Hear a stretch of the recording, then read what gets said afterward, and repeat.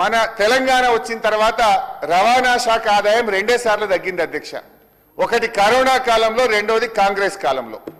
Corona వచ్చినప్పుడు ఒక్కసారి RTA ఆదాయం 2020-21లో 287 కోట్లు తగ్గితే, కాంగ్రెస్ ప్రభుత్వం వచ్చిన 2024-25లో 228 కోట్లు తగ్గింది. మరి కరోనా వల్ల తగ్గింది అప్పుడైతే, ఇప్పుడు కాంగ్రెస్ కాలంలో కూడా 228 కోట్లు తగ్గింది. ఎవ్రీ ఇయర్ ఆదాయం పెరుక్కుంటూ పోయింది. కానీ దురదృష్టవశాత్తు మరి ఈ ప్రభుత్వం వచ్చిన తర్వాత రాష్ట్ర ప్రభుత్వ ఆదాయం తగ్గుముఖం పడుతుందంటే ఇది రవాణా మంత్రి తప్పిదం కాదు, ప్రభుత్వ పాలసీ వల్ల, ఎకానమీ డౌన్ కావడం వల్ల. స్పెసిఫిక్ ఎందుకు చెప్తున్నా అంటే, తెలంగాణ ప్రభుత్వం వచ్చిన తర్వాత ఢిల్లీ నగరాన్ని చూసి హైదరాబాద్లో ఒక ఈవీ పాలసీ తీసుకొచ్చినాం. దాదాపు 1000 కోట్ల ట్యాక్స్ను మనం కోల్పోతున్నప్పుడు అది కొంత తిరోగమనం చూపించవచ్చు. దానికి సంబంధించి పర్యావరణ రక్షణ, ప్రజల ఆరోగ్యాలకు సంబంధించి హైదరాబాద్ను పర్యావరణం నుంచి కాపాడడానికి తీసుకున్న నిర్ణయం వల్ల అది వచ్చింది తప్ప ఎక్కడ కూడా ఎన్ఫోర్స్మెంట్ కానీ, లేకపోతే మేము ఇంతకుముందు చెప్తుంటే పబ్లిక్ను హరాస్మెంట్ చేసే ట్యాక్సెస్ వాటికి సంబంధించిన ఇష్యూస్ ఎక్కడ కూడా చేస్తలేము. ట్యాక్సెస్ ఇప్పటికి కూడా మనం కంపేర్ ఎప్పుడు కూడా మనం ప్రొజెక్షన్ బడ్జెట్ను పర్సెంటేజ్ ఎట్లా కూడా ఆటోమేటికల్లీ ఈ ఫైనాన్స్ డిపార్ట్మెంట్ నుంచి ఎనాన్స్ చేసుకొని చూసుకొని పోయే దానిలో కూడా లెక్కలు చూస్తున్నారు. మేము తప్పకుండా గత సంవత్సరం కంటే ఆదాయంలో ఎక్కువ ఉన్నాం అధ్యక్ష. సరే, చర్చలకు పోతే అది డీటెయిల్గా వస్తుంది, కానీ ఎలక్ట్రిక్ వాహనాల వల్ల అంత ఆదాయం పడిపోదు. బట్ ఇది ఒక్క మీ డిపార్ట్మెంటే కాదు, stamps and registration, state economy, రాష్ట్ర ప్రభుత్వ బడ్జెట్, ఆర్టీఏ, జిఎస్టీ అన్ని కూడా తగ్గినాయి. కొన్ని bad policies of this government. It's not the fault of the department. మొత్తం ఓవరాల్గా కొన్ని పాలసీస్, అది బిగ్ సబ్జెక్ట్, నేను అందులో పోవట్లేదు. కానీ ఏది ఏమైనా ఆదాయం తగ్గిన విషయం నేను దృష్టికి తెస్తా ఉన్నా. రివ్యూ చేయండి, ఆదాయం పెంచే ప్రయత్నం చేయండి. ఇకపోతే ఆర్టీసీ విషయంలో అధ్యక్ష, మంత్రి గారిని మొన్న కూడా నేను క్వశ్చన్ అవర్లో అడిగేటువంటి ప్రయత్నం చేశాము. సరే, స్కీమ్ విషయంలో మాకేం భిన్న అభిప్రాయం లేదు. కానీ గవర్నర్ గారి స్పీచ్లో ప్రభుత్వము 9222 కోట్లు మహిళలకు ఆదా అయినాయని మీరు చెప్తూ ఉన్నారు. మరి ఆర్టీసీకి ప్రభుత్వం ఎంత చెల్లించింది? నా దగ్గర ఉన్న సమాచారం ప్రకారం 7275 కోట్లు మాత్రమే. దాదాపు 2-2.5 వేల కోట్లు ప్రభుత్వం ఆర్టీసీకి బకాయి పడ్డది. ఈ ఫిగర్ను మంత్రి గారు చెప్తే బెటర్, వారు అథారిటీగా ఎంత మహిళలకు ఆదా అయింది, ప్రభుత్వం మహిళలు ఇంకా ఆర్టీసీకి ఎంత చెల్లించాలి? ఎందుకంటే అధ్యక్ష, ఆర్టీసీ భవిష్యత్తు ప్రభుత్వం చెల్లింపు మీద ఆధారపడ్డది. ఒకవైపు ఆర్టీసీ లాభాల్లో ఉంది, మా మహాలక్ష్మి వల్ల మహిళలకు లాభమైంది, ఆర్టీసీకి లాభమైంది అంటున్నారు. మరి ఆర్టీసీకి లాభమైతే ఎంతో రాత్రింబవళ్ళు కష్టపడి పనిచేసే ఉద్యోగుల జీతాలు ఇవ్వాలి కదా, ఉద్యోగుల ఎరియర్స్ ఇవ్వాలి కదా, ఉద్యోగులకు పిఆర్సీ ఇవ్వాలి కదా. మా డ్రైవర్ అన్నారు, మా కండక్టర్లు చాలా ఇబ్బంది పడుతున్నారు. ఒకప్పుడు ఆర్టీసీ అంటే ఏముండేదంటే అధ్యక్ష, వాళ్ళ ఓఆర్ కంటే 4 రూపాయలు ఎక్కువ వస్తే కండక్టర్కు డ్రైవర్కు కొంత బోనస్ ఉండేది. ఇవాళ 100% ఓఆర్ వచ్చినా కండక్టర్కు డ్రైవర్కు బోనస్ లేకుండా అయింది. గతంలో అధ్యక్ష, నేను ఫైనాన్స్ మినిస్టర్గా పనిచేసినప్పుడు ఆర్టీసీకి బడ్జెట్లో ప్రతి సంవత్సరం 1500 కోట్ల రూపాయలు పెట్టి గ్రాంట్గా ఆర్టీసీకి ఇచ్చేవాళ్ళము. ఇప్పుడు గ్రాంట్ లేదు, ఇవ్వాల్సిన మహాలక్ష్మి డబ్బులు కూడా పూర్తిగా రాకపోవడం వల్ల ఆర్టీసీ ఉద్యోగులకు నష్టం జరుగుతూ ఉంది. కాంగ్రెస్ పార్టీ ఇచ్చిన హామీ ప్రకారంగా దయచేసి ఆర్టీసీ ఉద్యోగులను ఎప్పుడు ప్రభుత్వ ఉద్యోగులుగా గుర్తిస్తారో ఒక ఖచ్చితమైన డేట్ మంత్రి గారు చెప్పాలని అడుగుతా ఉన్నా. ఆర్టీసీ ఉద్యోగులకు మీరు పిఆర్సీ, ఎరియర్స్ ఎప్పట్లోకి ఇస్తారో కూడా చెప్పాలని ఆ ఉద్యోగుల పక్షాన్ని అడుగుతున్నా. వాళ్ళు ఇప్పటికే సమ్మెకు కూడా నోటీస్ ఇచ్చినట్టుగా మీడియాలో చూస్తా ఉన్నాం. వాళ్ళు యూనియన్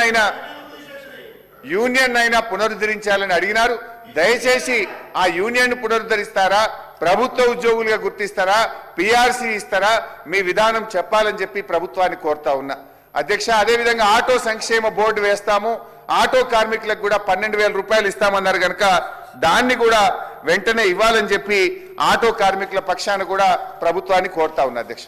ఇక థర్డ్ సబ్జెక్ట్ పోలీస్ అధ్యక్ష. పోలీసు కూడా ఎవరు మాట్లాడలేదు సార్, మా వాళ్ళు మాట్లాడిందే మాట్లాడుతున్నా, క్లుప్తంగా స్ట్రైట్గా అడుగుతున్నా సార్. నేను లంబా చోడ స్పీచ్ కూడా చెప్తలేను సార్. పోలీస్ అధ్యక్ష, సరే సభ్యులందరూ కూడా పోలీస్ చాలా ఇంపార్టెంట్. మా సబితక్క కూడా చాలా మంచి పాయింట్ చెప్పింది. అన్ని ఆఫీసులకు సాయంత్రం 6 అయితే సెలవు ఉంటుంది, పండుగ అయితే సెలవు ఉంటుంది, కానీ తాళం వెయ్యని ఆఫీస్ ఏదన్నా ఉందంటే అది ఒక పోలీస్ స్టేషన్ మాత్రమే అని మాజీ హోంమంత్రిగా మా సబితక్క చెప్పింది. నిజంగా కూడా వాళ్ళు రాత్రింబవళ్ళు కష్టపడతారు అధ్యక్ష. అయితే పోలీస్ శాఖ బడ్జెట్ తగ్గించారు. 2024-25లో పోలీస్ శాఖకైన ఖర్చు 9,918 కోట్లు పెట్టి మరియు ఆ రోజు ఖర్చు పెట్టారు అధ్యక్ష. 25-26లో చూస్తే దాన్ని 9,589 కోట్లకు ఆర్ఈ పెట్టినారు. అంటే పోయిన సంవత్సరం కంటే పోలీసులకు ఈ సంవత్సరం 400 కోట్లు బడ్జెట్ తగ్గించారు. ఎట్లా సాధ్యమవుతుంది? అసలు జీతాలు పెరుగుతుంటాయి, డిఏలు పెరుగుతాయి, అలవెన్స్లు పెరుగుతాయి, కొత్త ఉద్యోగాలు వస్తున్నాయి, ప్రమోషన్లు వస్తుంటే ఇయర్ ఆన్ ఇయర్ ఖర్చు పెరుగుతుంది. కానీ మీరు 400 కోట్లు తగ్గింపు అనేటువంటిది ఇది ఏం సూచిస్తుంది అంటే ఈ ప్రభుత్వం, ఎందుకంటే నా మాటలు బయట అసెంబ్లీ బయట పాపం పొద్దున 6 గంటలకు వచ్చి రాత్రి 12 దాకా డ్యూటీ చేసే కానిస్టేబుల్ వింటున్నారు, భోజనం లేకుండా వింటున్నారు, రాష్ట్ర వ్యాప్తంగా కష్టపడే పోలీసులు వింటున్నారు. నేను ఎందుకు చెప్తున్నా యాజ్ అథారిటీగా చెప్తున్నా అధ్యక్ష. నేను ఫైనాన్స్ మినిస్టర్గా ఉన్నప్పుడు డీజీపీ గారు, హోమ్ సెక్రటరీ గారు వచ్చి కొట్లాడి మా పోలీసుల సరెండర్ లీవ్ డబ్బులు కావాలి సార్, పోలీసుల మనోస్థైర్యం దెబ్బతినొద్దు అని చెప్పి కొట్లాడి టీఏలు సరెండర్ లీవ్లు తీసుకొని వెళ్లేవాళ్ళు. కానీ ఈ రోజు అధ్యక్ష ఈ ప్రభుత్వం వచ్చిన తర్వాత ఇవాళ దాదాపు 7 టీఏ బిల్లులు రాష్ట్ర వ్యాప్తంగా పెండింగ్ లో ఉన్నాయి. ఇందులో ఒక్క విషయం ఏంటంటే ఒక్క 3 జిల్లాలకు మాత్రం ఇచ్చారు. అన్ని జిల్లాల పోలీసులు మన పోలీసులే కదా. ఒక ములుక్కో, వికారాబాద్కో, ఖమ్మం 3 జిల్లాల పోలీసులకు టీఏలు ఇచ్చి 30 జిల్లాల పోలీసులకు టీఏ బిల్లులు ఇవ్వకపోతే వాళ్ళు బాధపడుతున్నారు.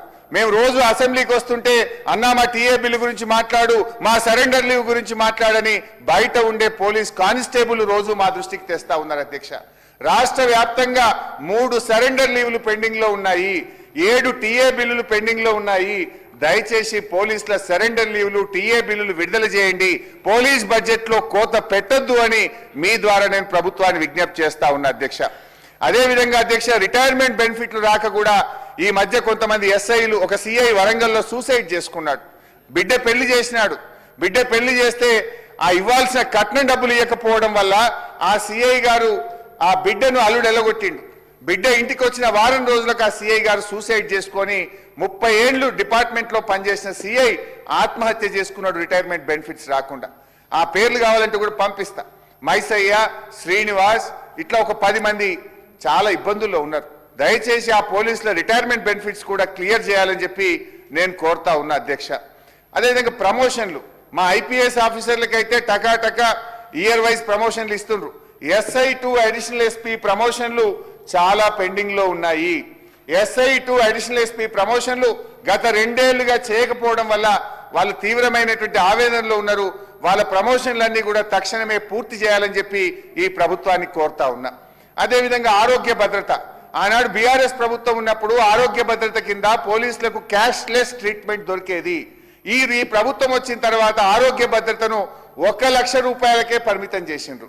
అంటే 1 లక్ష మీద అయితే వాళ్ళే కట్టుకోవాలి. ఆ పేద కానిస్టేబుల్ కట్టుకోగలుగుతారా అధ్యక్ష? మరి ఆరోగ్య భద్రత వల్ల పోలీసులు ఇబ్బంది పడుతున్నారు. మిగతా ఉద్యోగుల్లాగా వీళ్ళని కూడా ఈహెచ్ఎస్ లో భాగస్వామ్యం చేస్తారా? మరి ఈ ఆరోగ్య భద్రత ఎందుకు 1 లక్ష రూపాయలకు కుదించారు? ఆరోగ్య భద్రత కార్డు తీసుకపోతే ఆసుపత్రులు జాయిన్ చేసుకుంటలేవు. 400 కోట్లు బకాయి పడ్డది, బిల్లులు రాలేదని చెప్పి పోలీసులకు వైద్యం కూడా ఇవాళ నిరాకరించేటువంటి పరిస్థితి ఉన్నది. ఇది కూడా ఒక కానిస్టేబుల్ ఆరోగ్య భద్రతకు నెలకు 1200 రూపాయలు కట్టాడు ఒక కానిస్టేబుల్. వాళ్ళు కట్టిన పైసలకు ప్రభుత్వం కొంత కాంట్రిబ్యూషన్ ఇస్తే ఆరోగ్య భద్రత దొరుకుతుంది. ఇవాళ ఆరోగ్య భద్రత పోలీసులకే భద్రత కరువైంది. ప్రజలను కంటికి రెప్పలాగా భద్రతతో చూసుకునే పోలీసులకు ఇవాళ ఆరోగ్య భద్రత కరువైనటువంటి పరిస్థితి వచ్చింది. ప్రభుత్వం దయచేసి వారికి మంచి వైద్యం అందించే విధంగా ప్రయత్నం చేయాలని కోరుతా ఉన్నా. పోలీస్ శాఖలో కూడా పోస్టింగ్లకు ఒక రేట్లు డిసైడ్ అయినాయి. పెద్ద ఎత్తున అవినీతి కూడా పెరిగిందనేటువంటి ఆరోపణలు కూడా వస్తా ఉన్నాయి. దయచేసి అటువంటిది ఉంటే సరిచేయాలని చెప్పి కూడా నేను కోరుతా ఉన్నా అధ్యక్ష. ఇంకొక విషయం అధ్యక్ష, ఇవాళ హైదరాబాద్ కేసీఆర్ గారిని ఏమనంటే కేసీఆర్ గారి బ్రాండ్ మారుస్తాం, ఆనవాళ్ళు దుడి చేస్తామంటారు. ఇవాళ హైదరాబాద్ లో ఆనాడు హైదరాబాద్, సైబరాబాద్, రాచకొండ కమిషనరేట్ మేము ఏర్పాటు చేసి చక్కగా జరుగుతూ ఉంది. మరి మీకు అది నచ్చలేదేమో. కేసీఆర్ గారు ఆనవాళ్ళు మార్చాలనుకుంటే ఆనాడు కేసీఆర్ గారు ఇన్నోవా బండ్లు ఇచ్చిండ్రు, మీరు ఇంక అంతకంటే టాప్ బండి ఇవ్వండి. ఆనాడు కేసీఆర్ గారు పోలీస్ స్టేషన్ కు 75,000 అలవెన్స్ ఇచ్చిండ్రు, మీరు 2 లక్షల రూపాయలు ఇవ్వండి. ఆనవాళ్ళు మార్చడం కోసం ఈ కమిషనరేట్లు మారిస్తే అంతా గందరగోళం. పొద్దున ప్రకాష్ గౌడ్ ఎమ్మెల్యే గారు మాట్లాడుతుంటే కూడా విన్నా, నా కాన్స్టిట్యున్సీ 3 ముక్కలైంది, ఏ పోలీస్ స్టేషన్ ఏ కమిషనరేట్ లో ఉందో నాకే అర్థమైతలేదు, అంత ఆగమాగం ఉన్నది అని 2-3 ఎమ్మెల్యేలు మాట్లాడుతుంటే హౌస్ లోనే విన్నాను నేను. ఇలా పాపం ఈ హైదరాబాద్, సైబరాబాద్, రాచకొండ కమిషనరేట్ లో కానిస్టేబుల్ నుంచి అడిషనల్ ఎస్పీ దాకా నేను ఏ కమిషనరేట్ పోతానో, నేను ఏడుంటానో, నేను ఈడుంటానో ఆడిపోతానో అనే గందరగోళం, అయోమయమైనటువంటి పరిస్థితుల్లో ఇవాళ పోలీసులు మీరు నెట్టివేయడం జరిగింది. దయచేసి ఆలోచించండి.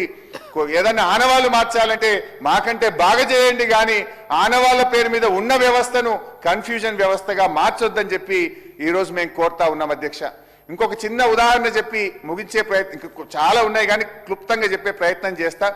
ఇవాళ ఒక కానిస్టేబుల్ అధ్యక్ష, పాపం ఆయన కొడుకు ఆస్ట్రేలియాలో చదువుకోవడానికి సీట్ వచ్చింది అధ్యక్ష. ఆ కానిస్టేబుల్ కు ఆస్ట్రేలియాలో సీట్ వస్తే ఆయన జీపీఎఫ్ లోన్ కు అప్లై చేసుకున్నాడు అధ్యక్ష. జీపీఎఫ్ అంటే వాళ్ళు సేవింగ్ చేసుకున్న డబ్బులే వాళ్ళు అప్లై చేసుకునేటువంటిది అధ్యక్ష. ఆ కానిస్టేబుల్ పేరు భాస్కర్. ఆ భాస్కర్ అనే కానిస్టేబుల్ జీపీఎఫ్ లోన్ కు అప్లై చేస్తే పాపం ఆ జీపీఎఫ్ లోన్ 6 నెలలకెళ్ళి క్లియర్ అయితలేదు. 6 నెలల నుంచి క్లియర్ కాకపోతే కింద మీద పడి అన్ని ఆఫీసులు తిరిగిండు. లాస్ట్కు ఉప ముఖ్యమంత్రి గారి దగ్గరికి పోయి కూడా కాళ్ళు ఏళ్ళ పట్టుకున్నటువంటి పరిస్థితి ఉంది.